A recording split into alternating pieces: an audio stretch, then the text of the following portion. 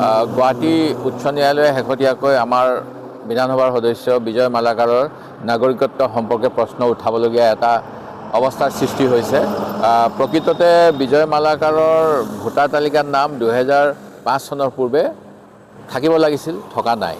আৰু তেওঁৰ পিতৃ মাতৃৰো ভোটাৰ তালিকাত নাম দেখা পোৱা নাই। 2005 চনত প্ৰথমবাৰৰ বাবে প্ৰাপ্তবয়স্ক হোৱাৰ পিছত বিজয় মালাকাৰৰ নামটো প্ৰথমবাৰৰ বাবে ভোটাৰ তালিকাত পোৱা গৈছে।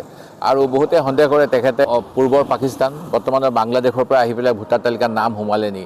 এই বিতৰ্ক এইকাৰণেই গুৰুত্বপূৰ্ণ যে ইয়াৰ পূৰ্বে ভাৰতীয় জনতা পাৰ্টীৰ চৰকাৰৰ বিভিন্ন সদস্যই কংগ্ৰেছক দোষাৰোপ কৰিছিল এটা সময়ত যে কংগ্ৰেছৰ শাসনকালত এজন বিদেশীয়ে নিৰ্বাচনত প্ৰত্যাহাৰ কৰিবলৈ সাহস কৰিছিল নগাঁও বা হোজাই জিলাৰ পৰা, কিন্তু তেওঁৰ নাম ৰিজেক্ট হৈছিল।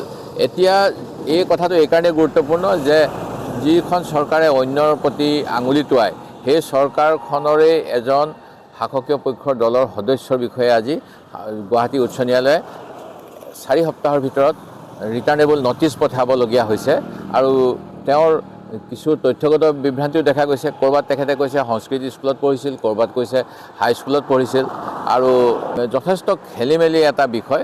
আৰু এই বিষয়টোৱে নিশ্চিতভাৱে যথেষ্ট সন্দেহজনক। এনেকুৱা এটা পৰিস্থিতিলৈ কিয় আহিবলগীয়া হ'ল, এই কথাটোৰ উত্তৰ ভাৰতীয় জনতা পাৰ্টীয়ে দিব লাগে। সন্দেহযুক্ত নাগৰিক তেওঁলোকৰ প্ৰতিনিধি কৰিবলৈ ৰাতাবাৰী সমষ্টিত বিচাৰি নাপালে নেকি, সেইটো এটা ডাঙৰ প্ৰশ্ন। যিকোনো খবৰৰ বাবে যোগাযোগ কৰক 7099017330 লগতে 7099017110 নম্বৰত।